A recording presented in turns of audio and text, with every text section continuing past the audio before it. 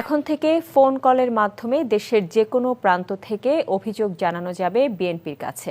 আসন্ন ত্রয়োদশ জাতীয় নির্বাচনের কার্যক্রম সহজভাবে সম্পন্ন করতে এমন কল সেন্টার চালু করেছে বিএনপি। বিকেলে গুলশানে দলটির নির্বাচনী অফিসে কল সেন্টারের উদ্বোধন করেন বিএনপির মহাসচিব মির্জা ফখরুল ইসলাম আলমগীর। পরে সংবাদ সম্মেলনে দলটির সিনিয়র যুগ্ম মহাসচিব রিজভী আহমেদ বলেন, মানুষের সমস্যাগুলো দ্রুত সময়ে অবগত হওয়ার জন্য কল সেন্টার চালু করা হয়েছে। রিজভী আহমেদ জানান, 16543 নম্বরে কল করে যে কোনো সমস্যার কথা জানানো যাবে। বলেন, সমস্যাগুলো লিপিবদ্ধ করে সেগুলো দ্রুত ব্যবস্থা গ্রহণ করবে বিএনপি। কল সেন্টার চালুর মাধ্যমে বিএনপির নির্বাচনী কর্মতৎপরতা বাড়বে বলেও আশা প্রকাশ করেন তিনি।